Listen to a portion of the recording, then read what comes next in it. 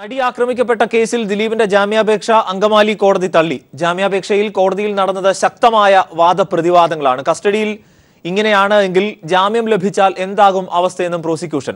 ജാമ്യം തള്ളിയതിനെതിരെ തിങ്കളാഴ്ച ഹൈക്കോടതിയിൽ അപ്പീൽ നൽകുമെന്ന് ദിലീപിന്റെ അഭിഭാഷകൻ അറിയിച്ചു. ഇതിനിടെ പ്രതിഭാഗം 2 മൊബൈൽ ഫോണുകൾ മുദ്രവെച്ച കവറിൽ കോടതിയിൽ സമർപ്പിച്ചു. ജാമ്യാപേക്ഷയിൽ ശക്തമായ വാദപ്രതിവാദങ്ങളാണ് കോടതിയിൽ നടന്നത്. പ്രതി സമൂഹത്തിൽ വളരെ സ്വാധീനമുള്ള വ്യക്തിയാണെന്നും ജാമ്യം ലഭിച്ചാൽ ഉന്നതരെ സ്വാധീനിക്കാനിടയുണ്ടെന്നും പ്രോസിക്യൂഷൻ വാദിച്ചു. പ്രതിക്ക് വേണ്ടി സമൂഹമാധ്യമങ്ങളിൽ പ്രചാരണം നടക്കുന്നുണ്ടെന്ന് പ്രോസിക്യൂഷൻ പറഞ്ഞു. ഇരയായ നടിക്കെതിരെ സമൂഹമാധ്യമങ്ങൾ വഴി നടക്കുന്ന പ്രചാരണങ്ങൾ ദിലീപിന്റെ സ്വാധീനം മൂലമാണെന്ന് പ്രോസിക്യൂഷൻ ചൂണ്ടിക്കാട്ടി. കസ്റ്റഡിയിൽ ഇങ്ങനെയാണെങ്കിൽ ജാമ്യം ലഭിച്ചാൽ എന്താകും അവസ്ഥയെന്നും പ്രോസിക്യൂഷൻ ചോദിച്ചു. പ്രോസിക്യൂഷനു വേണ്ടി സ്പെഷ്യൽ പ്രോസിക്യൂട്ടർ എ സുരേശനാണ് ഹാജരായത്. എന്നാൽ ദിലീപിന് ജാമ്യം നൽകണമെന്നും സമൂഹത്തിന്റെ വികാരം വിധിയെ ബാധിക്കരുതെന്നും പ്രതിഭാഗം വാദിച്ചു. മുഖ്യപ്രതിയും കൊടും ക്രിമിനലുമായ സുനിൽകുമാറിന്റെ മൊഴി മാത്രമാണ് ദിലീപിനെതിരായ തെളിവ്. ജയിലിൽ നിന്ന് അയച്ച കത്തിൽ ഒരു കാറിന്റെ നമ്പർ എഴുതിയതുകൊണ്ട് മാത്രം അത് ഗൂഢാലോചനയുടെ തെളിവാകുന്നില്ലെന്നും അഡ്വക്കേറ്റ് രാംകുമാർ വാദിച്ചു. അതിനിടെ പ്രതിഭാഗം 2 മൊബൈൽ ഫോണുകൾ മുദ്രവെച്ച കവറിൽ കോടതിയിൽ സമർപ്പിച്ചു. ദിലീപ് ഉപയോഗിച്ചിരുന്ന 2 മൊബൈൽ ഫോണുകളാണ് ദിലീപിന്റെ അഭിഭാഷകൻ കെ രാംകുമാർ കോടതിയിൽ സമർപ്പിച്ചത്. മൊബൈൽ ഫോണുകൾ തേടി ദിലീപിന്റെ വീട്ടിൽ പോലീസ് റെയ്ഡ് നടത്തുന്ന സമയത്താണ് ഇവ മുദ്രവെച്ച കവറിൽ കോടതിയിൽ സമർപ്പിച്ചത്. ശാസ്ത്രീയ പരിശോധനയ്ക്ക് വേണ്ടിയാണ് ഫോണുകൾ കോടതിയിൽ സമർപ്പിക്കുന്നതെന്നും പോലീസിനെ ഏൽപ്പിച്ചാൽ കൃത്രിമം നടത്തുമെന്നും ദിലീപിന്റെ അഭിഭാഷകൻ പറഞ്ഞു. ഇരുവാദങ്ങളും കേട്ട കോടതി ദിലീപിന്റെ ജാമ്യാപേക്ഷ തള്ളുകയായിരുന്നു. തിങ്കളാഴ്ച ഹൈക്കോടതിയിൽ അപ്പീൽ സമർപ്പിക്കുമെന്ന് ദിലീപിന്റെ അഭിഭാഷകൻ അറിയിച്ചു. പോലീസ് കസ്റ്റഡി അവസാനിച്ചതിനെ തുടർന്ന് ദിലീപിനെ വീണ്ടും ജുഡീഷ്യൽ കസ്റ്റഡിയിൽ വിട്ടു. News bureau, Kochi. പ്രോസിക്യൂഷന്റെ വാദമുഖങ്ങൾ കോടതി അംഗീകരിച്ചുവെന്ന് പബ്ലിക് പ്രോസിക്യൂട്ടർ സുരേശൻ. ദിലീപിന് ജാമ്യം നൽകിയാൽ സാക്ഷികളെ സ്വാധീനിക്കാൻ ഇടയാകുമെന്നും അദ്ദേഹം പറഞ്ഞു. കേസിന്റെ അന്വേഷണം പുരോഗമിച്ചുകൊണ്ടിരിക്കുകയാണ്. ഈ സമയത്ത് നമുക്ക് ജാമ്യം കൊടുക്കുന്നത് കേസിന്റെ ബാക്കി അന്വേഷണത്തിനെ ബാധിക്കുമെന്ന് പറഞ്ഞുകൊണ്ടാണ് പ്രോസിക്യൂഷൻ പ്രധാനമായിട്ടും ഇതിൽ വാദം ഉന്നയിച്ചിട്ടുള്ളത്. പിന്നെ ഇതിന് 15-ാം പ്രതി ദിലീപിനെതിരെ വ്യക്തവും കൃത്യവുമായ തെളിവ് പ്രോസിക്യൂഷന് ലഭിച്ചിട്ടുണ്ട്. അന്വേഷണ ഉദ്യോഗസ്ഥർ അതിൻ്റെതായ എല്ലാ രേഖകളും കളക്ട് ചെയ്തിട്ടുണ്ട്. എല്ലാ സാക്ഷിമൊഴികളും ഉണ്ട്. മറ്റുള്ള അന്വേഷണങ്ങൾ നടന്നുകൊണ്ടിരിക്കുകയാണ്. സമൂഹ മാധ്യമങ്ങളിൽ ഇലക്ട്രോണിക് മീഡിയയിൽ കൂടെ ഈ സംഭവവുമായി ബന്ധപ്പെട്ട് 15-ാം പ്രതി തന്നെ സംസാരിക്കുക, അതുമായി ബന്ധപ്പെട്ട് ഒരു സ്വാഭാവികമായിട്ട് ഒരാൾക്ക് സംഭവിച്ചു കഴിഞ്ഞാൽ എന്ത് സംഭവിക്കുമായിരുന്നു എന്നുള്ള കാര്യങ്ങളെ പോലെ സംസാരിക്കണം. അപ്പോൾ ചില കാര്യങ്ങൾ അത് പ്രോസിക്യൂഷൻ്റെ അപ്രിഹെൻഷൻസ് കോടതിനെ ബോധിപ്പിക്കേണ്ടതുണ്ട്. ഈ സമയത്ത് ജാമ്യത്തിൽ പോവുകയാണെങ്കിൽ ഒരു പക്ഷേ ഇതിലെ വിക്ടിമിനടക്കം അപകടസ്ഥിതി ഉണ്ടാകാൻ സാധ്യതയുണ്ടെന്നുള്ള കാര്യം കോടതി ബോധിപ്പിക്കേണ്ടത്. കോടതി ജുഡീഷ്യൽ കസ്റ്റഡിയിൽ വെച്ച് ചോദ്യം ചെയ്യുന്നതിനുള്ള അനുവാദം തരുന്നതിനും വേണ്ടി വരുന്നതും ഇനി വീണ്ടും കസ്റ്റഡി അപ്ലിക്കേഷൻ കൊടുക്കേണ്ടി വരികയാണെങ്കിൽ കോടതിയിൽ നമ്മൾ സമീപിക്കുകയായിരിക്കും. ഗൗരവമുള്ള കുറ്റമായതുകൊണ്ട് ജാമ്യം അനുവദിക്കേണ്ടതില്ല എന്ന നിരീക്ഷണമാണ് കോടതി സ്വീകരിച്ചതെന്ന് ദിലീപിന്റെ അഭിഭാഷകൻ അഡ്വക്കേറ്റ് രാംകുമാർ. ജാമ്യത്തിനായി തിങ്കളാഴ്ച ഹൈക്കോടതിയെ സമീപിക്കുമെന്നും അദ്ദേഹം പറഞ്ഞു.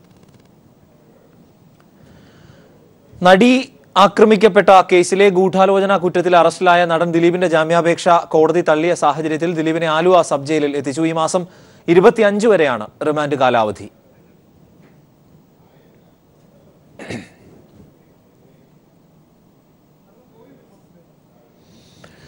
ആക്രമിക്കപ്പെട്ട നടിക്കെതിരെ സോഷ്യൽ മീഡിയയിൽ വൻ പ്രചാരണം നടക്കുന്നുണ്ട് എന്ന് പ്രോസിക്യൂഷൻ വാദിച്ചു. അതേസമയം വാദങ്ങൾക്കിടെ പ്രതിഭാഗം 2 മൊബൈൽ ഫോണുകൾ കോടതിയിൽ സമർപ്പിച്ചു. ഇത് കോടതിയുടെ മേൽനോട്ടത്തിൽ ശാസ്ത്രീയ പരിശോധനയ്ക്ക് വിധേയമാക്കണമെന്ന് ആവശ്യപ്പെട്ടു. ദിലീപ് കുറ്റം ചെയ്തിട്ടില്ല എന്ന് അഭിഭാഷകൻ രാംകുമാർ കോടതിയിൽ പറഞ്ഞു. 1-ാം പ്രതിയുടെ മൊഴി മാത്രം കണക്കിലെടുത്ത് ദിലീപിനെ പ്രതിയാക്കാനാണ് ശ്രമം നടക്കുന്നത് എന്നും രാംകുമാർ വാദിച്ചു. നടിയെ ആക്രമിച്ച കേസ് നിർണായക ഘട്ടത്തിലാണ് എന്ന് DGP ലോക്നാഥ് ബെഹ്റ. ഉചിതമായ സമയത്ത് എല്ലാം പറയും. സെൻകുമാറിനെതിരെ കേസെടുത്തത് ക്രൈംബ്രാഞ്ചാണ്. അതിനെക്കുറിച്ച് ക്രൈംബ്രാഞ്ച് പറയുമെന്നും DGP ലോക്നാഥ് ബെഹ്റ പറഞ്ഞു.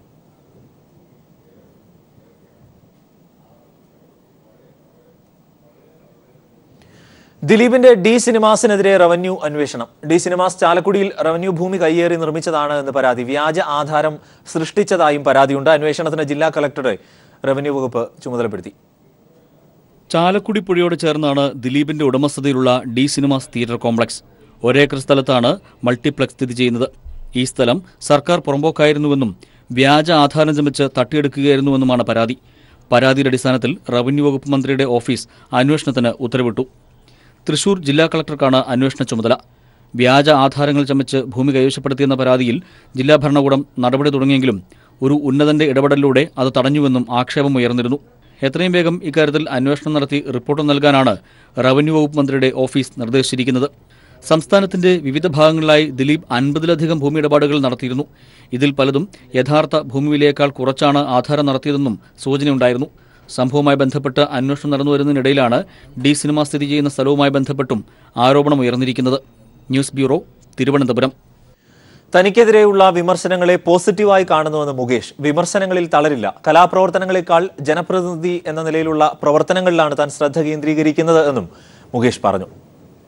ജനങ്ങളെ, സമൂഹത്തെ സന്തോഷിപ്പിക്കുക, അതെൻ്റെ കലാപ്രവർത്തനം കൊണ്ടും മണ്ഡലത്തിൽ എന്തെല്ലാം ചെയ്യാം അതെല്ലാം വളരെ ഊർജ്ജസ്വലമായിട്ട് ചെയ്യുക എന്നുള്ളത് എൻ്റെ MLA എന്നുള്ള കർത്തവ്യവും ഒരേപോലെ തന്നെ കൊണ്ടുപോകാൻ ആത്മാർത്ഥമായി ശ്രമിക്കും എന്ന് മാത്രമാണ് എനിക്ക് പറയാനുള്ളത്. നടി ആക്രമിക്കപ്പെട്ട കേസിൽ ഗൂഢാലോചനയുണ്ട് എന്ന് മുഖ്യമന്ത്രി പറഞ്ഞിരുന്നുവെങ്കിൽ പ്രതികൾ തെളിവുകൾ നശിപ്പിക്കുമായിരുന്നു എന്ന് കോടിയേരി ബാലകൃഷ്ണൻ. എത്ര ഉന്നതരാണെങ്കിലും ക്രിമിനൽ പ്രവൃത്തി ചെയ്തവർ പിടിക്കപ്പെടുമെന്നും കോടിയേരി പറഞ്ഞു. ആദ്യം ഗവൺമെന്റ് ഇടപെട്ടത് ഈ സംഭവം നടത്തിയ പ്രതികളെ പിടികൂടാനായിരുന്നു. അതിൽ കേരള പോലീസ് വിജയിച്ചു. ആ സന്ദർഭത്തിൽ മുഖ്യമന്ത്രി ഇതിൽ ഗൂഢാലോചന ഉണ്ട് എന്ന് പറഞ്ഞിരുന്നെങ്കിൽ ഗൂഢാലോചന നടത്തിയ ആളുകൾ ആ ഗൂഢാലോചന നടത്തിയുമായി ബന്ധപ്പെട്ട എല്ലാ തെളിവുകളും നശിപ്പിക്കാൻ അവർക്ക് സൗകര്യം കിട്ടുമായിരുന്നു. മുഖ്യമന്ത്രി അന്ന് സ്വീകരിച്ച സമീപനം കരുതലോടുകൂടിയ സമീപനമായിരുന്നു. സമൂഹത്തിൽ ഒരാളുടെ സ്ഥാനം എന്തു തന്നെയായിരുന്നാലും ക്രിമിനൽ കുറ്റത്തിൽ പങ്കാളിയായാൽ നിയമവാഴ്ചയ്ക്ക് വിധേയമായേ പറ്റുള്ളൂ. അതുകൊണ്ടാണ് അത്ര ഉന്നതനായ ഒരു നടൻ ഇതിൽ പങ്കുണ്ട് എന്ന് മനസ്സിലാക്കിയപ്പോൾ അദ്ദേഹത്തെ പിടികൂടി കോടതിയിൽ ഹാജരാക്കാൻ പോലീസ് സന്നദ്ധമായിരിക്കുന്നത്. ആക്രമിക്കപ്പെട്ട നടിയെ അപമാനിച്ച മുൻ DGP TP സെൻകുമാർ സമകാലിക മലയാളം വാരിക പത്രാധിപരുടേതാണ് വെളിപ്പെടുത്തൽ. ഗുരുതര ആരോപണങ്ങളുള്ള കത്ത് പത്രാധിപർ സജി ജെയിംസ് DGPക്ക് കൈമാറി. സമകാലിക മലയാളം വാരികയുമായി നടത്തിയ അഭിമുഖത്തിനിടെ സെൻകുമാർ നടത്തിയ വർഗീയ പരാമർശങ്ങൾ വിവാദമായിരുന്നു.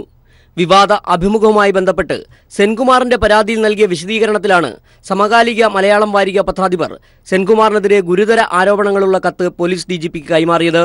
അഭിമുഖത്തിനിടെ സെൻകുമാറിന് വന്ന ഒരു ഫോൺ കോളിനിടെ നടിയെക്കുറിച്ച് മോശമായി സംസാരിച്ചെന്നും എന്നാൽ തങ്ങളുടെ ലേഖകനോട് പറഞ്ഞ കാര്യമല്ലാത്തതിനാൽ അത് പ്രസിദ്ധീകരിച്ചിട്ടില്ലെന്നും വിശദീകരണത്തിൽ പറയുന്നു.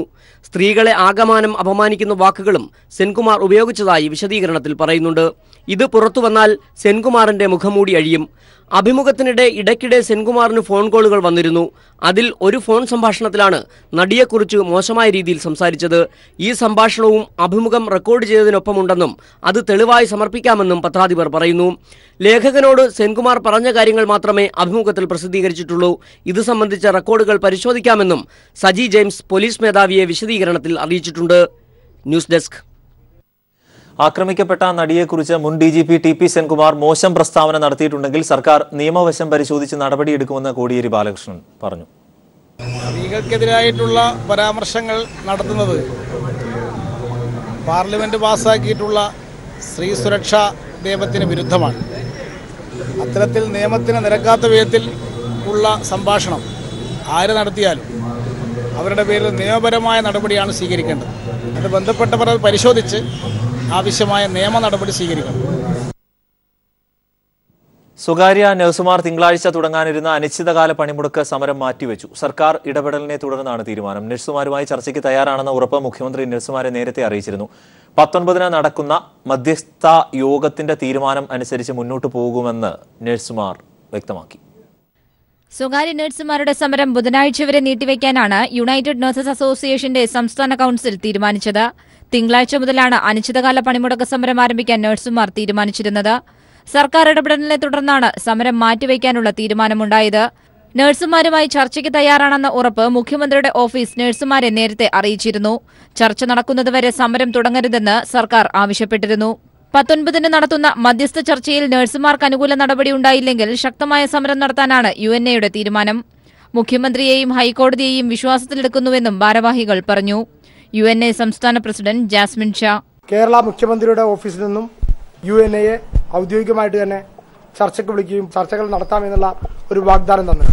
സർക്കാരിന്റെയും അതുപോലെ തന്നെ ഹൈക്കോടതിയുടെയും പൂർണ്ണമായും അവരെ വിശ്വാസത്തിലെടുത്തുകൊണ്ട് തന്നെയാണ് നഴ്സിംഗ് സമൂഹം ഇപ്പോൾ ഒരിക്കൽ കൂടി ഞങ്ങൾ ഒരു വിട്ടുവീഴ്ച കൂടി ഞങ്ങൾ തയ്യാറായിട്ടുള്ളത്. ഈ മാസം 20-ന് വ്യവസായ ബന്ധുസമിതി യോഗവും ചേരുന്നുണ്ട്. കഴിഞ്ഞ ദിവസമാണ് നഴ്സുമാരുടെ സമരം നിയമവിരുദ്ധമാണെന്ന് ഹൈക്കോടതി വിമർശിച്ചത്. ആരോഗ്യ സേവന മേഖലയിൽ നേരത്തെ എസ്മ പ്രഖ്യാപിച്ചിട്ടുള്ളതാണെന്നും കോടതി ഓർമ്മിപ്പിച്ചിരുന്നു. ഈ സാഹചര്യത്തിലാണ് സർക്കാർ സമവായ ശ്രമങ്ങൾ വീണ്ടും നടത്തിയത്. അതേസമയം പ്രഖ്യാപിച്ച സമരം മാറ്റിവെച്ചിട്ടില്ലെന്ന് ഇന്ത്യൻ നഴ്സസ് അസോസിയേഷൻ വ്യക്തമാക്കി. തൃശൂർ ബ്യൂറോയ്ക്കൊപ്പം ന്യൂസ് ബ്യൂറോ, തിരുവനന്തപുരം. രാജ്യത്ത് വനിതാ സംവരണം നടപ്പിലാക്കണം എന്നാവശ്യപ്പെട്ട് CPIM-ന്റെ നേതൃത്വത്തിൽ രാജ്ഭവൻ മാർച്ച് സംഘടിപ്പിച്ചു. സ്ത്രീവിരുദ്ധ നിലപാട് സ്വീകരിക്കുന്ന കേന്ദ്ര സർക്കാരിനുള്ള താക്കീതായി മാർച്ച്. അടുത്ത തെരഞ്ഞെടുപ്പുകളിൽ CPIM സ്ഥാനാർത്ഥി പട്ടികയിലെ സ്ത്രീ പ്രാതിനിധ്യം വർദ്ധിപ്പിക്കുമെന്ന് കോടിയേരി ബാലകൃഷ്ണൻ വ്യക്തമാക്കി. വനിതാ സംവരണ ബിൽ ലോക്സഭയിൽ അവതരിപ്പിച്ച് പാസാക്കണമെന്നാവശ്യപ്പെട്ട് രാജ്യവ്യാപകമായി CPIM നടത്തുന്ന സമരത്തിന്റെ ഭാഗമായാണ് തലസ്ഥാന നഗരിയിൽ രാജ്ഭവൻ മാർച്ച് നടത്തിയത്. ലോകത്ത് സ്ത്രീകൾക്ക് ഭരണ സംവിധാനത്തിൽ കൂടുതൽ സംവരണം ലഭിക്കുമ്പോൾ ഇന്ത്യയിൽ സ്ത്രീകളെ പിന്നോട്ടടിക്കുകയാണെന്ന് RSSന്റെ നിലപാടുകൾ അനുസരിച്ച് കേന്ദ്രം വനിതാ സംവരണ വിഷയത്തിൽ സ്ത്രീവിരുദ്ധ നിലപാടാണ് സ്വീകരിക്കുന്നതെന്നും മാർച്ച് ഉദ്ഘാടനം ചെയ്ത് CPIM സംസ്ഥാന സെക്രട്ടറി കോടിയേരി ബാലകൃഷ്ണൻ പറഞ്ഞു. 3 വർഷം കഴിഞ്ഞിട്ടും കഴിഞ്ഞ ലോക്സഭാ തിരഞ്ഞെടുപ്പ് നൽകിയ വാഗ്ദാനം നടപ്പാക്കാൻ BJP സന്നദ്ധമാകുന്നില്ല.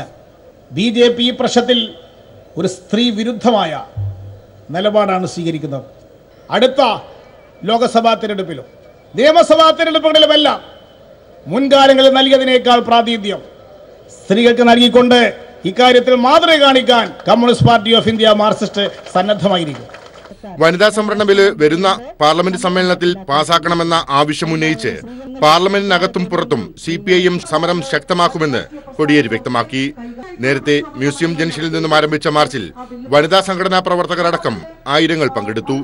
News bureau, Thiruvananthapuram.